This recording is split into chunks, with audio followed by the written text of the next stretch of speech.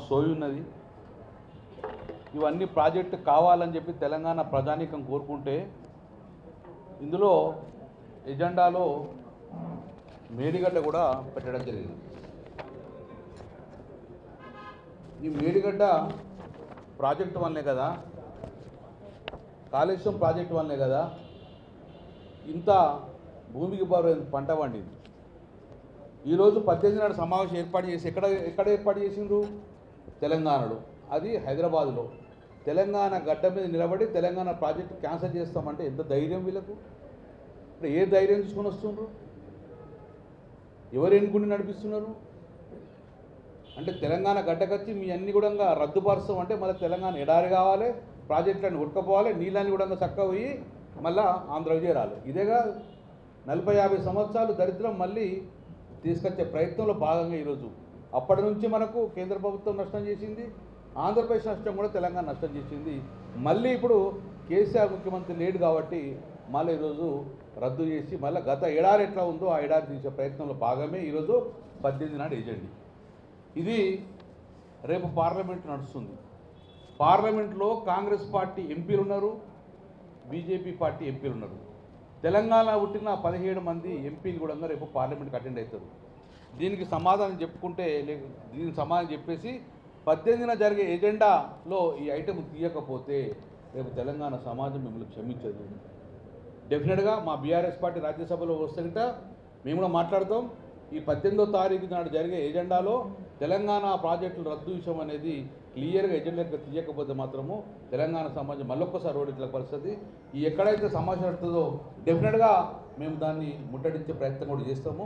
కాబట్టి వెనువెంటనే ప్రభుత్వం తెలంగాణ ప్రాజెక్టుల మీద వివక్ష చూడకుండా తెలంగాణ అనుమతుల కోసం, ఈ ప్రాజెక్టు అనుమతుల కోసము కేసీఆర్ ఎంత కష్టపడ్డాడో చూసి కూడా ఈరోజు మా మీద కోపం ఉంటే మా మీద కక్ష తీసుకోరు. కానీ ఈ ప్రాజెక్టుల వలన తెలంగాణ సమాజానికి తెలంగాణ ప్రజలు నష్టమైంది కాబట్టి ఎట్టి పరిస్థితులుగా ఈ ప్రభుత్వం రేవంత్ రెడ్డి ప్రభుత్వము దీన్ని ఎట్టి పరిస్థితులు ఒప్పుకోకూడదు.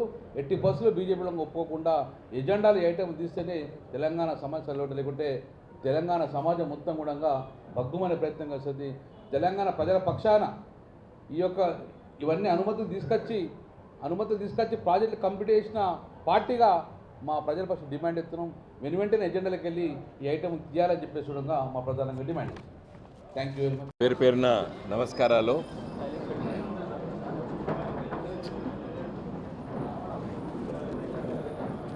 ఈ నెల 18వ తారీఖు నాడు Godavari river management board meeting 11 గంటలకి మన జలసౌధ బిల్డింగ్ 5th ఫ్లోర్ హైదరాబాద్లో ఏర్పాటు చేయడం జరిగింది.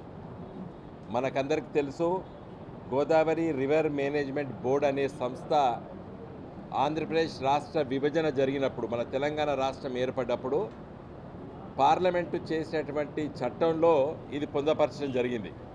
గోదావరి నదీ జలాలని ఏ విధంగా నియంత్రించాలి, ఇప్పుడు ఉన్నటువంటి నీటిని ఏ విధంగా పంపకాలు జరగాలి అనే విషయం పైన, కృష్ణానది పైన ఒకటి, గోదావరి నది పైన ఒక బోర్డులు ఏర్పాటు చేయడం జరిగింది. అయితే మనకందరికి తెలుసు, ముఖ్యంగా పత్రికా మిత్రులకు తెలుసు, తెలంగాణ ఉద్యమే తెలంగాణ రాష్ట్ర ఏర్పాటుకు జరుగుతున్నటువంటి పోరాటంలో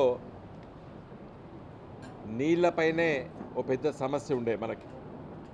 మనకు రావాల్సినటువంటి నీళ్లు మనకు రాలేదు అని చెప్పే పోరాటంలో ఒక పెద్ద అంశంగా ఉండే. తెలంగాణ రాష్ట్రం వచ్చిన తర్వాత తెలంగాణ రాష్ట్ర తొలి ముఖ్యమంత్రి కల్వకుంట్ల చంద్రశేఖరరావు గారు, కేసీఆర్ గారు, అదేవిధంగా శాసనసభ్యులు, పార్లమెంట్ సభ్యులము తెలంగాణ రాష్ట్ర పునర్నిర్మాణం కోసము ఆరాటపడ్డం. కేంద్ర ప్రభుత్వం దగ్గర గోదావరి నది పైన చాలా అనుమతులు సాధించినాం. అనుమతులతోనే కట్టడం జరిగింది కాళేశ్వరం ప్రాజెక్టు, అనుమతులతోనే కట్టడం జరిగింది సమ్మక్క సారక్క బ్యారేజ్, అనుమతులు సాధించే ఈరోజు సీతారామ ప్రాజెక్ట్ కడుతున్నాం. అనుమతులు సాధించే ఎల్లంపల్లి ప్రాజెక్టు పూర్తి చేసుకున్నాం.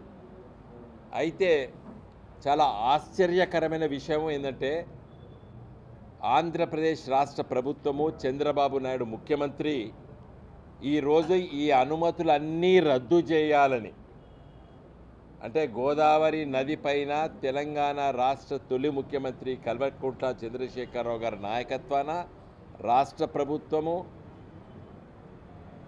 లక్షలాది రూపాయలు ఖర్చు పెట్టి కట్టించినటువంటి ప్రాజెక్టులు అన్నిటినీ అనుమతులు రద్దు చేయాలని చెప్పి ఆంధ్రప్రదేశ్ రాష్ట్ర ప్రభుత్వము కేంద్ర ప్రభుత్వానికి లేఖ రాసి ఈ గోదావరి రివర్ మేనేజ్మెంట్ బోర్డ్ ఎజెండాలో పేజ్ 15, 16 ఈ 2 పేజీల లోపట వాళ్ళు ఇవి రద్దు చేయాలని చెప్పి రాసిండ్రు. ఎజెండా ఐటమ్స్గా పెట్టడం జరిగింది. ఈ దాదాపు 24 పేజీలు మీకందరికి కూడా నేను వాట్సాప్లో ఇప్పుడు ఫార్వర్డ్ చేస్తున్నాను. దయచేసి మీరు పేజ్ 15, పేజ్ 16 సంపూర్ణంగా చదవండి. నేను క్లుప్తంగా 2-3 విషయాలు చెప్తాను. ఇక్కడ చాలా వివరంగా ఉంది.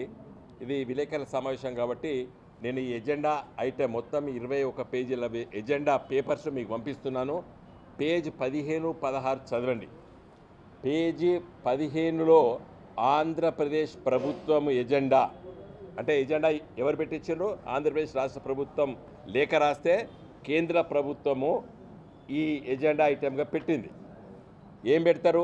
The following projects were taken up by the state of Telangana after bifurcation and the projects are cleared